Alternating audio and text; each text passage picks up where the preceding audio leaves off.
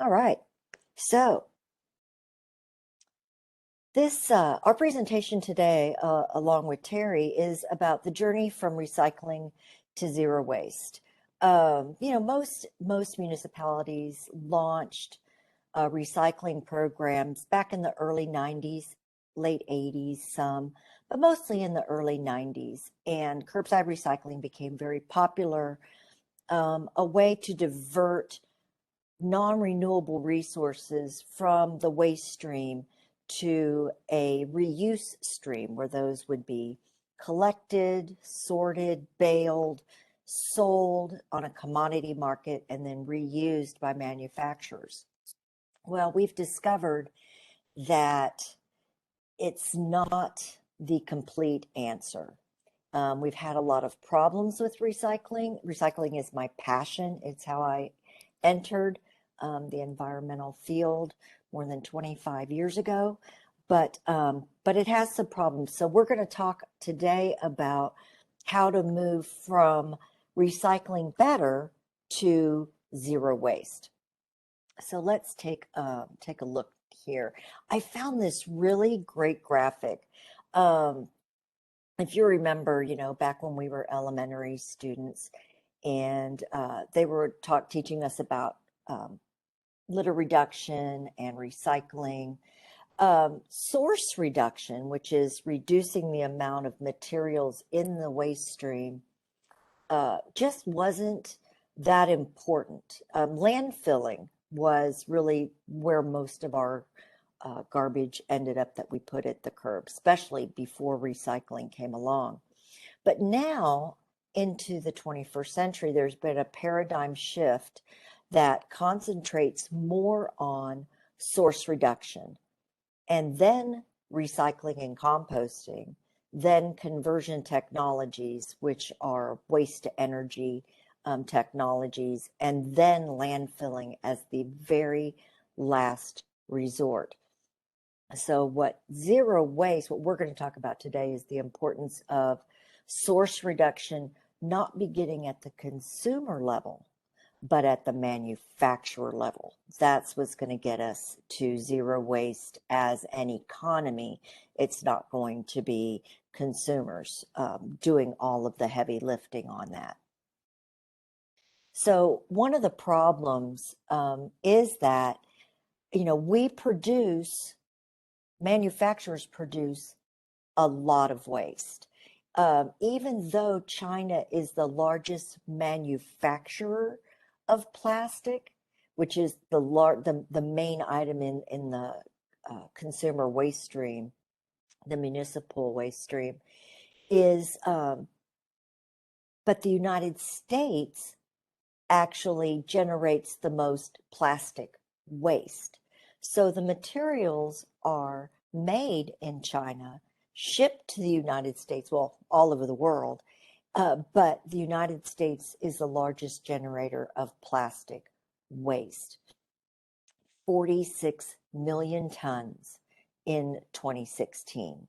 So that's per year. And I know during the pandemic, when everybody went to more single-use plastics, especially if you were ordering out to support restaurants, it was a lot of waste. I'm sure that we're going to see at least a 50 to 65% increase in the amount of solid waste from 2020. And 8 million tons of that plastic ends up in our oceans every year. But I'm going to show you a map that I got from National Geographic that shows that even though we are the largest plastic waste producer, that waste is not entering the oceans from the United States. It's from developing countries, and we'll talk about that. And that really comes down to a lot of the crux of the problem of recycling. So in the summer of 2019, National Geographic did an entire issue on the plastic waste problem. You can probably check it out from your library. If you don't have it, you can order it online.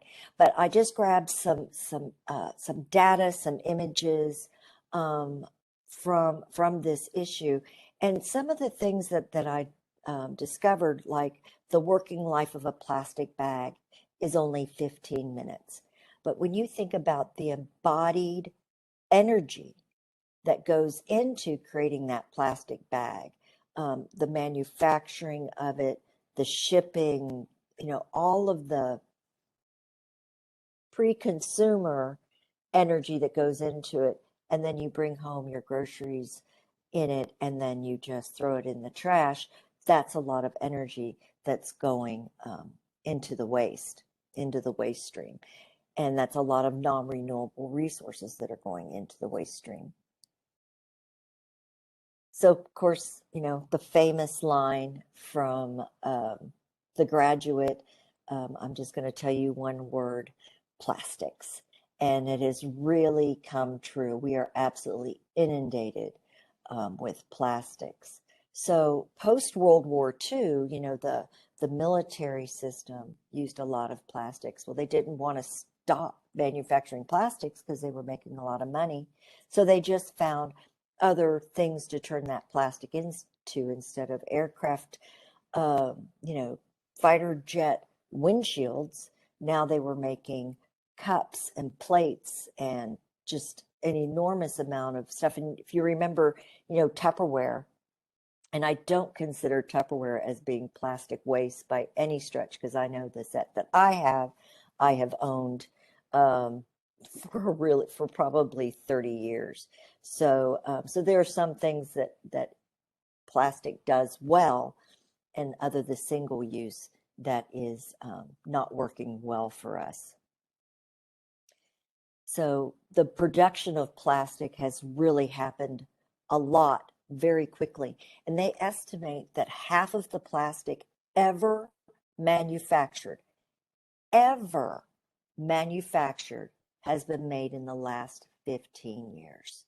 I mean, can you even wrap your head around how much plastic has been created in just 15 years? And those are made from non-renewable resources, crude oil and natural gas. And these are just some images that show all the different ways plastic enters our lives. Shovel and pails for kids, to play in the sandbox, backpacks, fake flowers, kazoo, birthday, grab bag, gifts. I mean, it's just amazing how much plastic is in our lives. And then as soon as it breaks, it's typically not recyclable, and it just ends up in the waste stream. Or it ends up as litter, and that's one of the ways that that this ocean trash ends up in the oceans. And most of the reason why is because it's not biodegradable. Before, you throw an apple core outside your car window, not recommending you do that, but it will eventually biodegrade. But the other things, plastic bottles, when they say, oh, this'll go away in 500 years. Well, plastics haven't been around for 500 years, and they're not going to biodegrade. They're just going to break into smaller and smaller pieces, and they'll just be too small for the eye to see, but they will still be polluting our environment. So this is what's happening with our recycling. A lot of our recycling is processed here in the United States, but we are bad recyclers. We put things in that don't belong in our recycling bin. It's called wish cycling. And so a lot of this ends up going to developing countries to be sorted and sold on the commodity market. And this is the kind of system that's done in. Families, very poor families, do this, on the banks of rivers, in their homes. It's really, really very, very scary. the kind of system that we have now that China has stopped taking our recycling. Now we just send it to a whole bunch of other developing countries. So this is not getting us to zero waste. Shipping our stuff, shipping our waste stream to a developing country is not zero waste. We're just sending our problems overseas. Like in this situation where they're sorting these different colored plastics under a bridge in Bangladesh. So it is really filthy, unhealthy. So in this diagram, I hope you can see this. These are the gyres, the garbage patches that are in the world's oceans. You can see these down here at the very bottom in the table, this yellow mark that shows the trash coming out. It's an illustration of the waste stream entering the oceans. None of those are coming out of the United States. They are coming mostly out of Asian countries, developing countries, South America, and off of the coast of West Africa. So none of them are coming out of the United States, but we're the largest producer. So now you can see where our waste is ending up and how it's entering the ocean. So it really is, our problem is really a global problem. And I'm hoping that we've got Terry online. We had some trouble getting her online earlier. So I'm hoping that she's here. This is just... She is online. Yes. She's on the phone, and either you or I will have to advance her slides for her. Okay, you will have to do it because I don't have it on this computer. Okay. Can you call that up? Okay. So this is just an illustration of what the plastic commodities look like. These are the number 2 plastics, clear plastics, and the colored plastics. And then this is where we send our garbage and our recycling. So all over the world. So we're basically just shipping our problems to countries that have fewer resources to deal with the commodities than we do.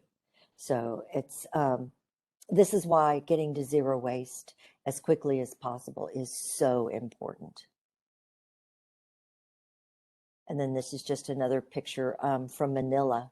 Oh, I'm sorry, it's from Manila in the Philippines, where we send a lot of our solid waste. But some countries have gotten tired of receiving these, and they're shipping it back. So we're shipping it over there in shipping containers. Cambodia, their environmental minister said, nope, we're not going to take your garbage anymore. It's deteriorating our environment, deteriorating our public health. And they would open up the canister, see what was in it, close it up, and send it right back to the United States. And so I mentioned that statistic of where we have done most of the plastic production in the last 15 years. You can see that escalating ramp up to 420 million tons that have been created since 1950. And most of that is disposable and non-recyclable. And then it also leads to natural disasters all over the world. This happened in May of this year in Sri Lanka when a ship carrying nurdles, which are the little plastic pellets that recycled plastics are made into before they are made into something else, all washed ashore onto beaches all around Sri Lanka, which is an island nation. So it has become a huge environmental disaster. So that embodied energy that I mentioned to you, I made this poster for Mountain View when I was based there a few years ago. And I want you to think about this, that it's pretty amazing that our society has reached a point where the effort necessary to extract oil from the ground, ship it to a refinery, turn it into plastic, shape it appropriately, fill it with tap water, truck it to a store, drink it, and recycle it or toss it in the trash is considered to be less effort than what it takes to fill a reusable water bottle with tap water. So this is really the gist of getting to zero waste. Recognizing that a lot of the things that we do are just simply crazy, and we need to stop producing so much materials.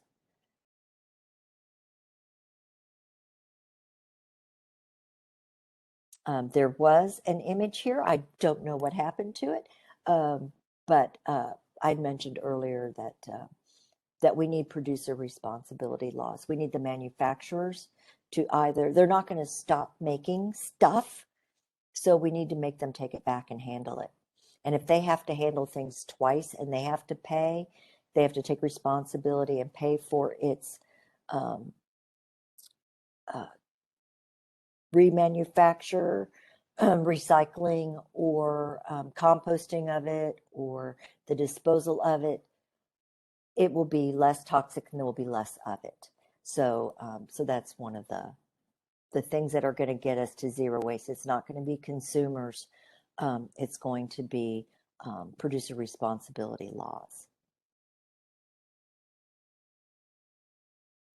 And so I wanted to pass it on to Terry to talk about the importance that electronics recycling plays in this whole waste stream saga, and how electronics recycling is already working hard to get us to zero waste.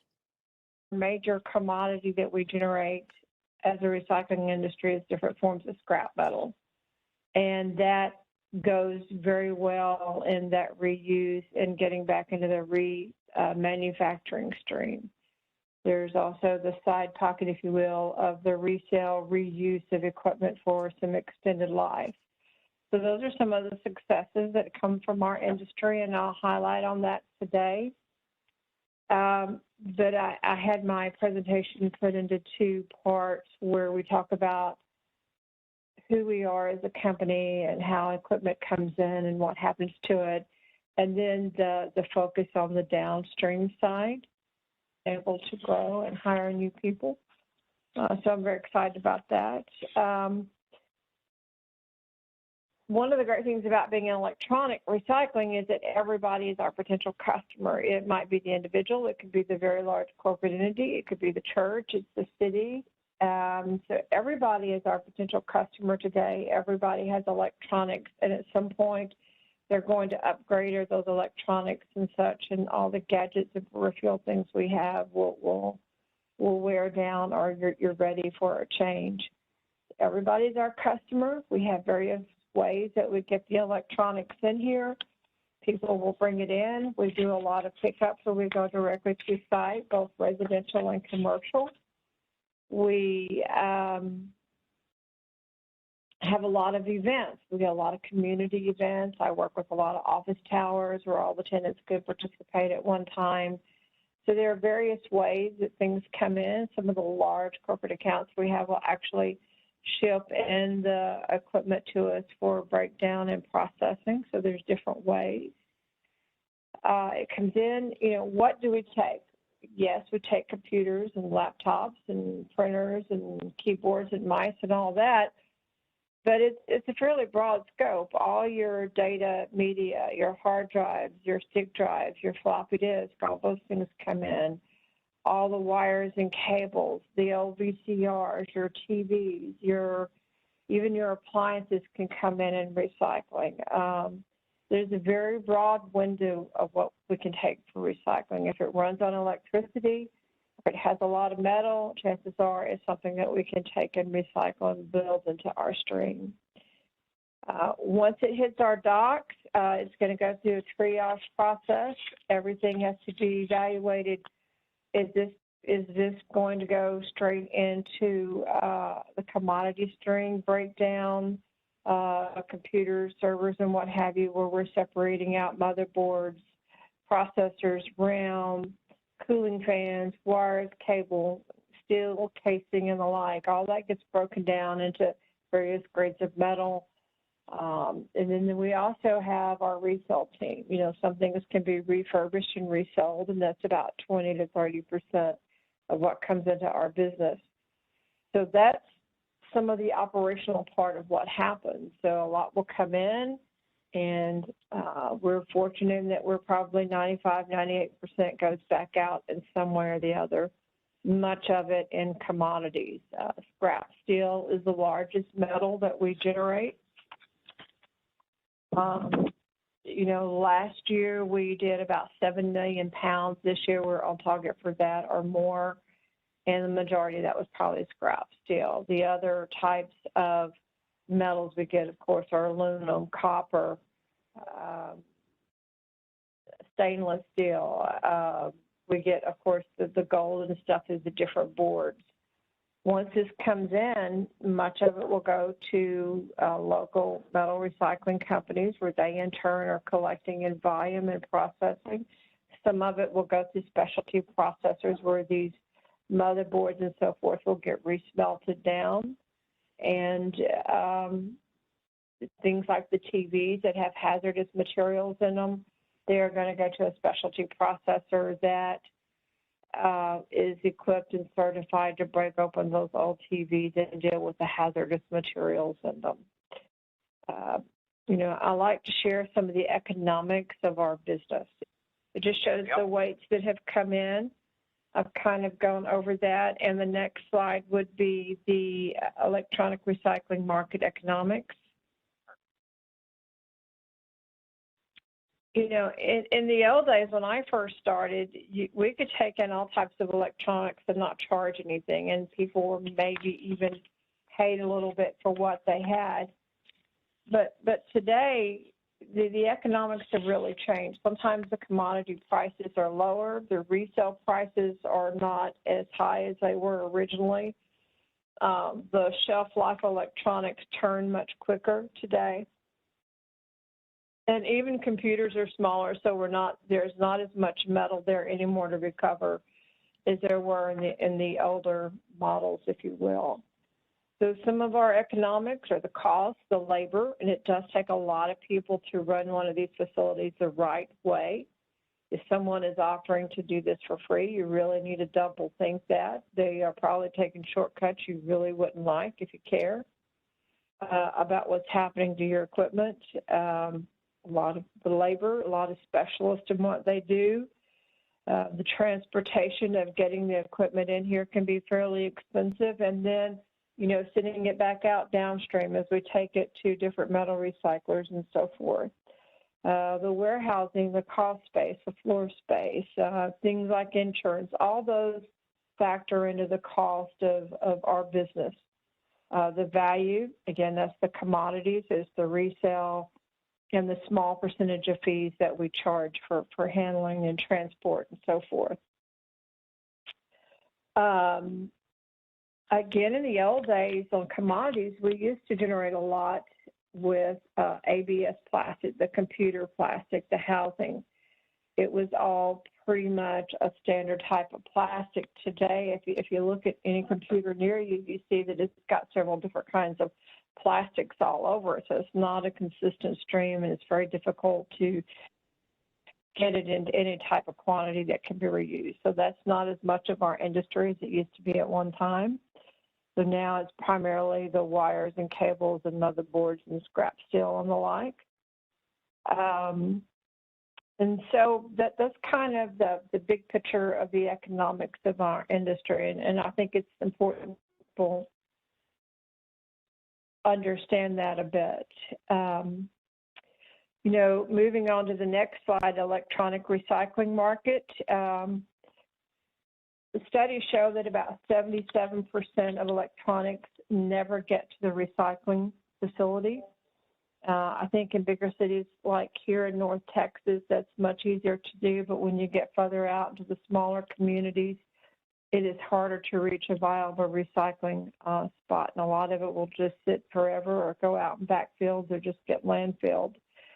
But one of our goals is to increase that 77% number to a much higher percentage actually getting into us around the country.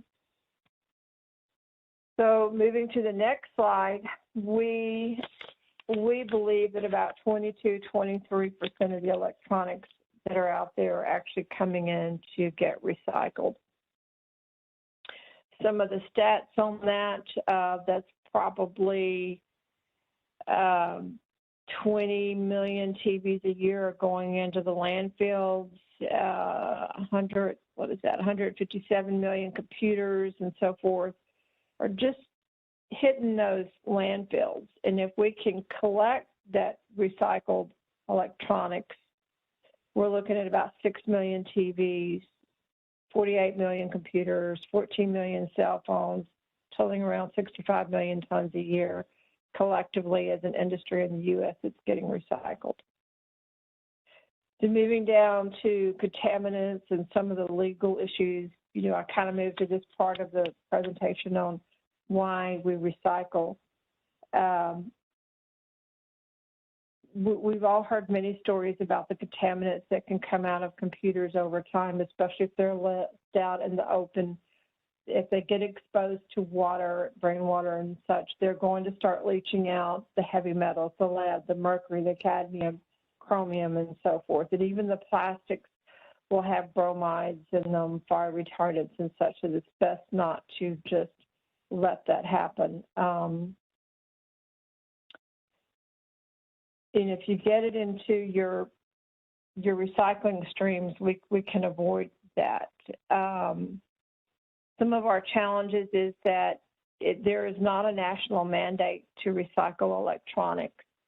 Each state is different, each community is different. Right here within North Texas, there are many different laws and regulations that relate to electronic recycling, what you can recycle and what you cannot. A lot of them just don't care.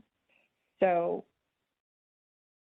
we're reaching out to people's moral decision to recycle, to take that extra effort, to tap into the fact that they care.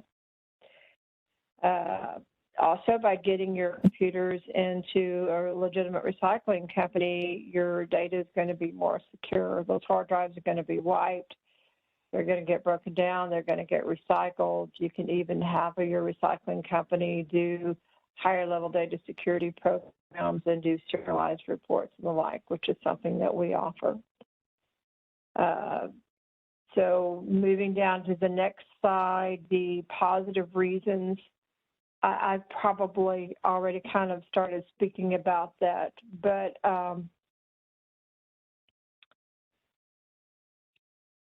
one of the most positive reasons to recycle is that so much of our metals, the materials that come in from electronics, can be recycled.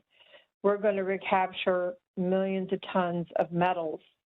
That is one of the success stories of how this can all be reused, how it can be part of that circular economy, that zero waste goal. It's very much part of that very positive story that we have to tell. Scrap metal is our primary downstream commodity. And there are 4 primary metals that come from this. There are other smaller volumes, but basically it's steel, copper, aluminum, gold, a little bit of stainless steel, and of course some of the more precious metals that come from the circuit boards and the cell phones and things like that. The rare earth elements are also getting captured.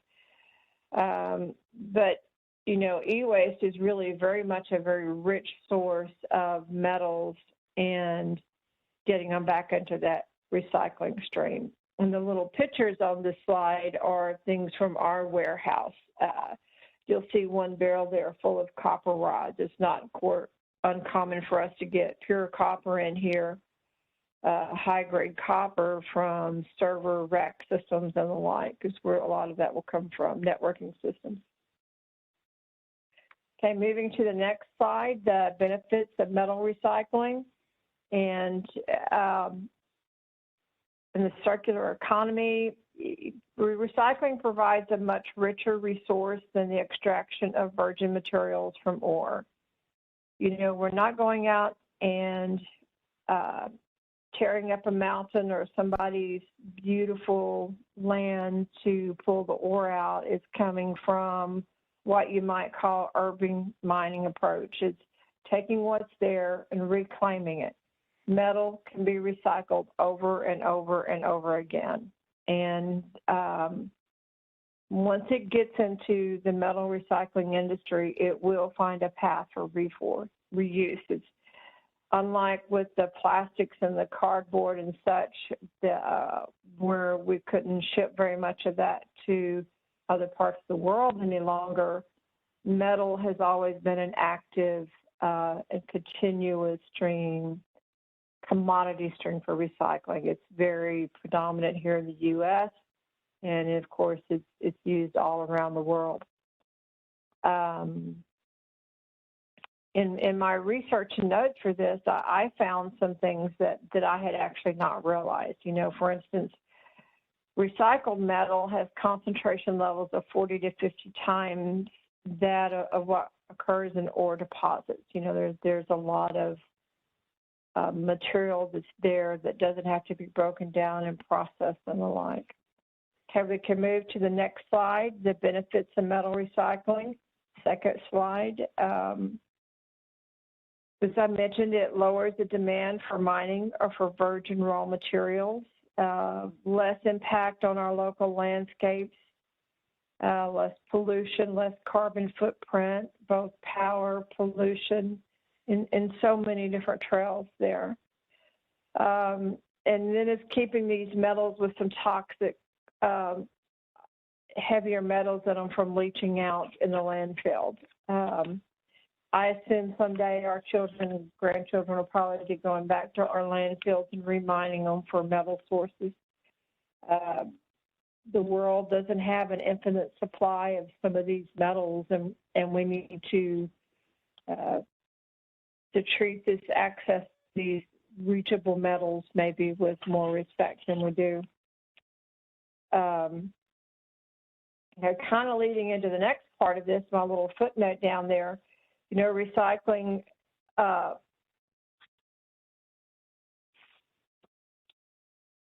using recycled metals lowers the cost of manufacturing products, which can bring down consumer costs.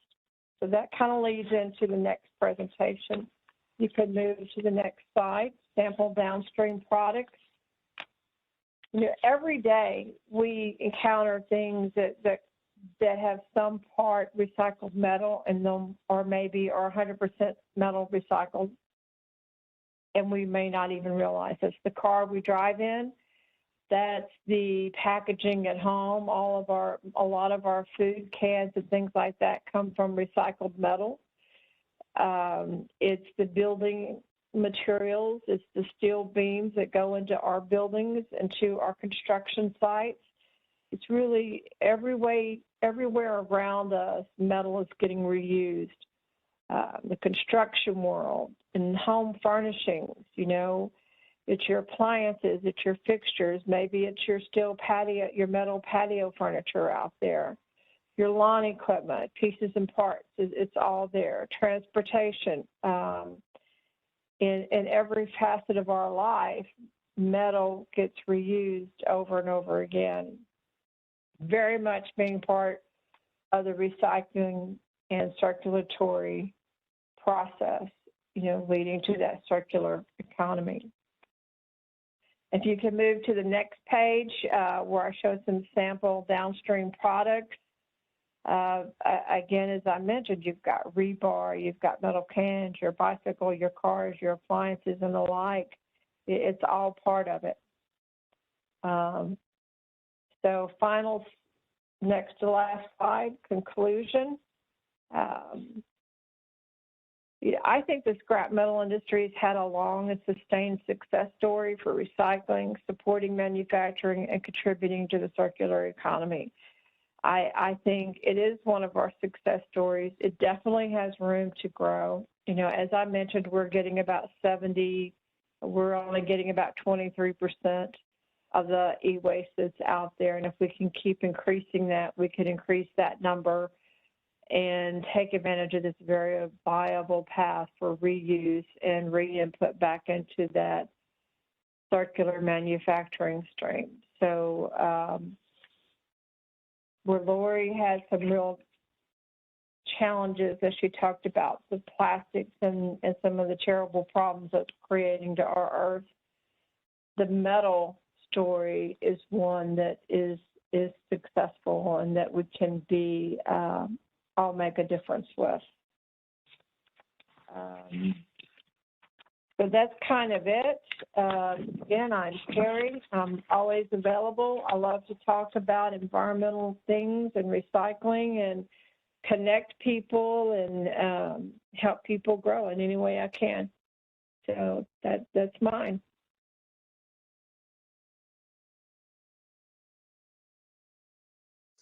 Thank you so much, Terry. Thank you for your patience, and to you and Lori both for the excellent presentations. And so let me just ask a question of Lori. Lori, what do you think?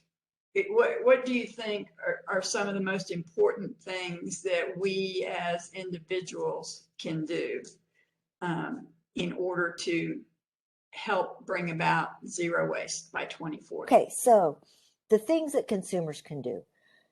We've got to stop buying single-use plastics. And it really goes beyond the things that are on this list, like cups and bags and to-go containers and bottled, oh, please don't ever buy bottled water. It's just horrific. Cutlery, plates, just cut those out of your purchasing repertoire. Just don't do it. But it goes beyond that. Don't buy, like cheap plastic toys that are just going to break and end up in the waste stream. Those are absolutely not recyclable. So a lot of wish cycling goes on where people are like, well, it should be recyclable. It's plastic, but it just ends up in the landfill. So so really be cognizant of the choices that you make. I think the thing that's going to get us there the fastest that needs to really happen is the producer responsibility laws. And we also, individuals can petition companies and petition governments. We need to tell the companies that we purchase from and the governments, local, municipal, county, state, federal, we need to tell them that these things need to stop, that we need to start making some mandates.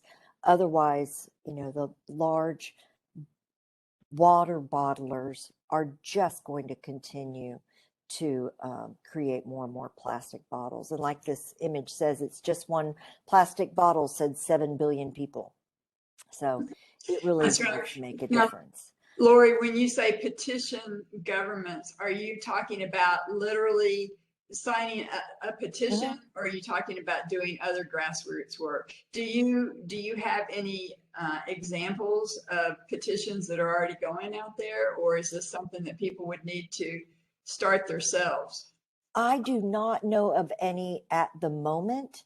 I know that our state government has banned plastic bag bans. So it's something that would have to be relaunched, that was done to get that going. But there's a great organization that I've worked with on a solar campaign, is Environment Texas. And they are they came up when we did a city petition to keep the city of Northallerton Hills from disallowing street-facing solar panels on homes. And we actually won. Environment Texas came up, help us go through the legalities. They helped us draw up our petition, made sure that, recruited people, and they held our hand the entire way, and we won. So it can be done. And while you were speaking about that, I Googled producer responsibility petitions, and lo and behold, the first one that came up was from Texas Campaign for the Environment, and I put that in the chat for everyone. Excellent, excellent. Thank you. And I also, Terry was talking about the circular economy. The best source that I have found by far is the Ellen MacArthur Foundation. And it is a rabbit hole. Please give yourself at least 3 to 4 hours to dive into this website. You will be dumbfounded at the amount of information out there. But it's basically, this is what it's going to take. We're going to have to really manufacture things differently. Things are going to have to be manufactured where they are, when they are taken back, because that's part of that circular economy. Manufacturers have to take those materials back. So they will have to be more compostable, more reusable, and more recyclable. And that is going to get us to zero waste. It is a fantastic website. I did put the link to that in the chat. So make sure you look at the butterfly diagram. This is how it's going to happen. This is how zero waste is going to happen. Wonderful. Thanks for joining us. Bye-bye.